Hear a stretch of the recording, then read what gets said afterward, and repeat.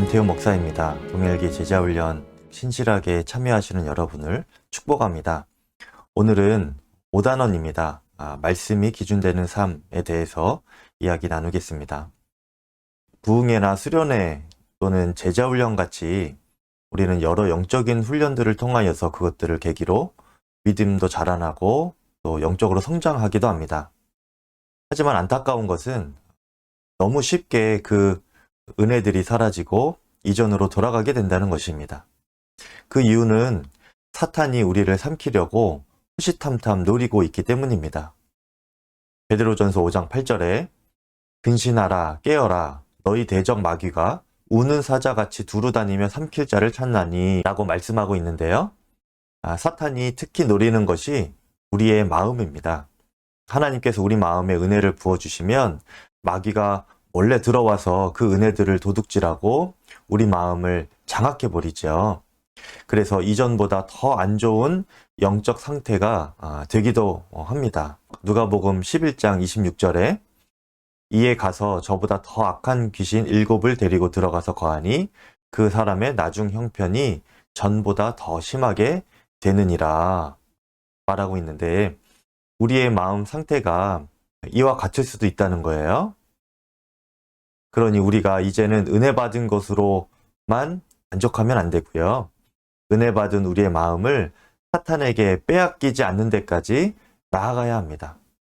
우리 마음을 잘 지켜야 하는데 어떻게 하면 우리의 마음을 잘 지킬 수 있을까요? 제가 지난 강의 때 언급해 드렸지만 안타깝게도 우리 자신에게는 우리의 마음을 스스로 지킬 수 있는 능력이 없습니다. 마귀를 이길 능력도 우리에게는 없는 것이죠. 마귀를 분별하여서 대적해야 되는데 이 보이지도 않는 마귀의 실체를 우리는 알지도 못하는 이들이 너무도 많습니다. 사탄의 역사에 승리하는 한 가지 길은요. 오직 내 안에 계시는 예수님을 바라보면서 주님의 눈으로 우리의 마음을 살펴 분별하는 것입니다. 그렇게 주님의 눈으로 내 마음의 상태를 점검해 보면 언제 사탄이 들어왔고 또 어떻게 역사하고 다녔는지를 볼 수 있게 됩니다. 섭섭한 마음이나 또 참소하는 마음, 교만한 마음, 미움과 원망, 불평하는 마음, 또 음란한 마음 이런 마음들은 다 우리 속에서 일어나는 것들이고 사탄이 이런 마음을 우리 안에 집어넣어서 역사하는 마음들입니다. 그래서 우리가 사탄에게 승리하는 길은 그 사단의 정체를 빨리 알아챌 수 있도록 내 안에 거하시는 주님을 온전히 바라보는 것입니다. 뜬구름 잡는 구호로 예수님 바라봅시다 라고 하는 것이 아니고요. 하나님은 말씀을 통하여서 우리가 예수님을 바라보는 것이 어떠한 것인지 구체적으로 알려주고 계십니다. 에베소서 6장에 보면 하나님께서는 우리에게 전신갑주를 입으라 이렇게 명령하셨죠. 우리가 그 의미를 깊이 깨닫는다면 이것이야말로 예수님을 온전히 바라보는 길이구나 라는 것을 금방 알 수가 있습니다. 에베소서 6장 10절 11절 말씀에 끝으로 너희가 주 안에서와 그 힘의 능력으로 강건하여지고 마귀의 관계를 능히 대적하기 위하여 하나님의 전신갑주를 입으라 라고 말씀하시면서 6가지 전신갑주를 말씀해 주고 계십니다. 먼저는 진리의 허리띠입니다. 여기서 진리의 말씀이 육신이 되어서 이 땅에 오신 분이 바로 예수님이시죠. 그래서 이 진리의 허리띠를 띠라 라는 말씀은 예수님을 믿을 때 체험이나 감정에 의지하지 말고 예수님 자체이신 그 말씀에 의지하여서 예수님을 믿으라 라는 말입니다. 말씀에서 알려주시는 예수님은 어떤 분이실까요? 임마누엘의 예수님이시죠. 그 뜻은 하나님이 우리와 함께 계시다 라는 뜻입니다. 우리의 상태와 상관없이 주님은 언제나 우리와 함께 계십니다. 우리가 죄에 빠지는 이유는 아무도 나를 보지 않고 나 혼자라고 생각하기 때문이죠. 그런데 명심할 것은 우리가 예수님을 영접한 후에 주님은 우리를 한 번도 떠나신 적이 없다는 것입니다. 그러니 우리는 예수님을 영접한 이후에 한 번도 혼자인 적이 없다는 것이죠. 우리가 이 진리의 말씀을 붙잡지 않으니까 죄에 무너지는 것입니다. 반대로 우리가 이 임마누엘 진리의 말씀을 정말 믿고 주님을 바라본다면 죄에서 반드시 승리하게 됩니다. 사단이 접근하지도 못하는 역사를 우리는 경험하게 될 거예요. 요한일서 5장 18절 말씀이 그 말씀입니다. 하나님께로부터 난 자는 다 범죄하지 아니하는 줄을 우리가 아노라. 하나님께로부터 나신 자가 그를 지키심에 악한 자가 그를 만지지도 못하느니라 말씀하였습니다. 두 번째는 의의 호심경입니다. 성경에서 말하는 의는 하나님과 사람 사이에 끊어진 관계가 회복되는 것, 그것이 바로 성경에서 말하는 의입니다. 그렇게 연결이 돼야 우리가 하나님의 성품으로 또 이 땅을 살아갈 수 있기 때문입니다. 예수님은 십자가로 우리와 하나님 사이의 관계를 회복시키시고 화목하게 하셨고, 그 예수님이 바로 우리 안에 계십니다. 그러니 우리는 우리 안에 계시는 예수님을 바라보고 온전히 동행할 때에 그 예수님의 의를 덧입게 되는 것이고요. 그 예수님의 의로 살아갈 수가 있게 되는 것입니다.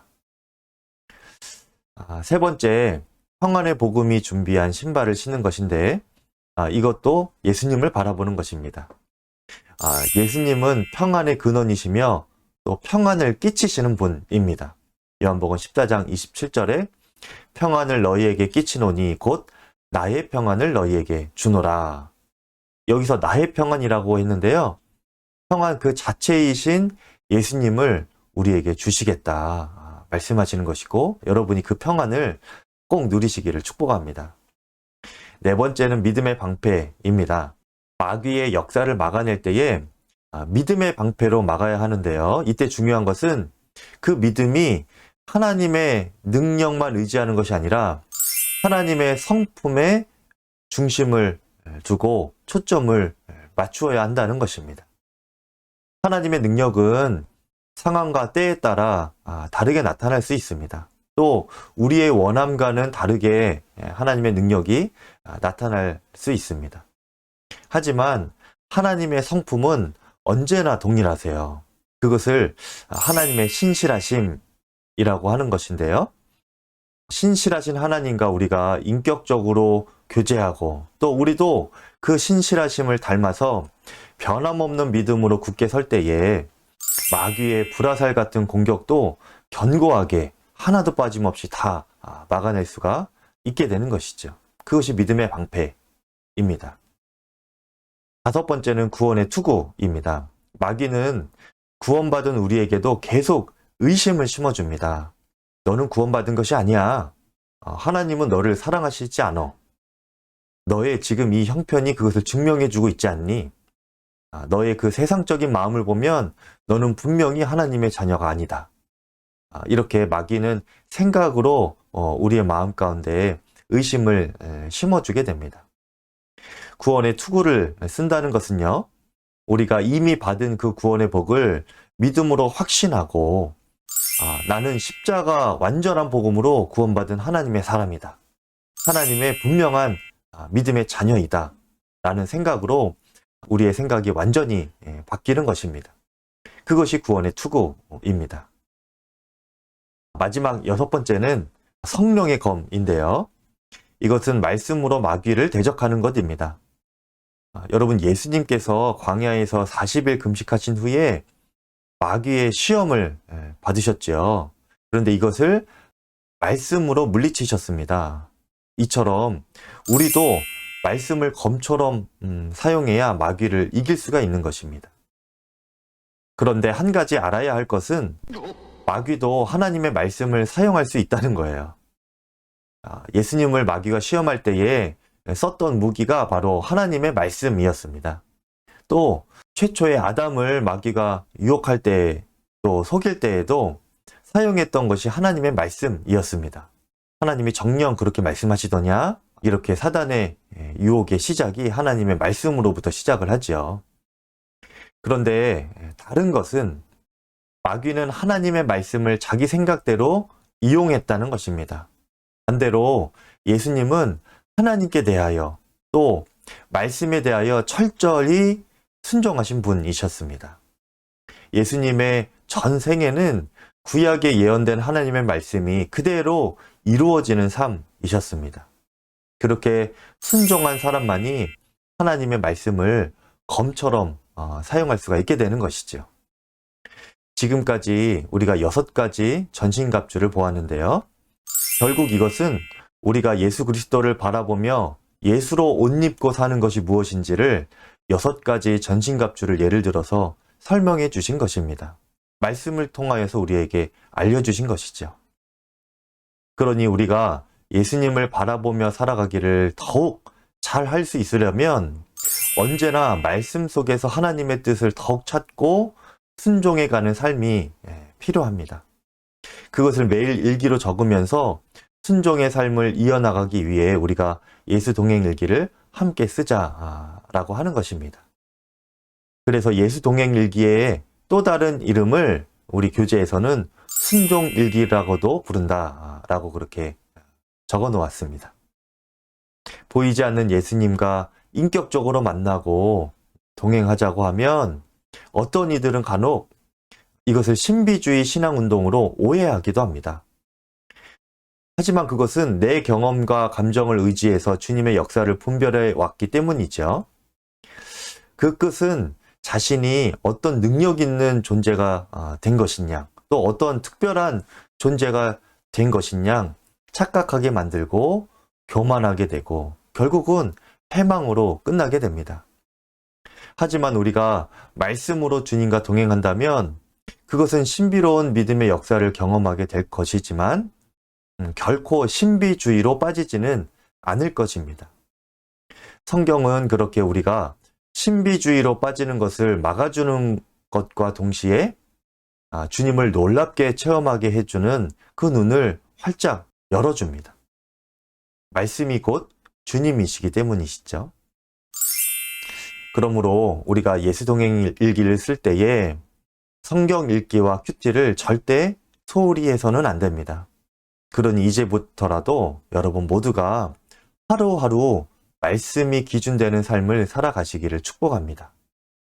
성경 말씀은 살아있는 인격체처럼 우리 마음에 떠오르는 생각이 주님의 말씀인지 마귀의 생각인지 나의 생각인지 그 뿌리를 드러내어 분별하게 해주는 능력이 있습니다. 히브리서 4장 12절을 제가 쉬운 성경으로 읽어드리겠습니다. 하나님의 말씀은 살아있고 힘이 있습니다. 양쪽에 날이 선 칼보다도 더 날카로워서 우리의 혼과 영과 관절과 골수를 쪼개며 마음속에 있는 생각과 감정까지 알아냅니다. 그러니 예수 동행일기를 여러분 쓸 때에 성경 묵상이나 큐티를 통하여 깨우쳐 주신 말씀을 여러분 기록해 보시기를 바랍니다. 말씀은 예수 동행일기의 가장 중요한 부분입니다. 그날 묵상한 성경 말씀을 통하여서 주님의 음성을 듣고 자신의 삶에 적용해 보고 일기에 그 순종 여부를 적어 보시면 하루하루 우리들의 삶이 점점 하나님 말씀이 기준이 되는 삶으로 변화되어져 갈 것입니다. 그렇게 말씀으로 시작하는 예수 동행일기를 통하여서 여러분 평생에 절대적인 말씀을 기준으로 흔들림 없는 삶의 길을 능히 걸어가시기를 바라고요. 또 하나님께서 인도하시는 옳은 길을 따라 축복의 땅으로 모두가 들어가시는 여러분과 여러분의 가정과 또 여러분의 자녀들이 되시기를 간절히 축복합니다. 감사합니다.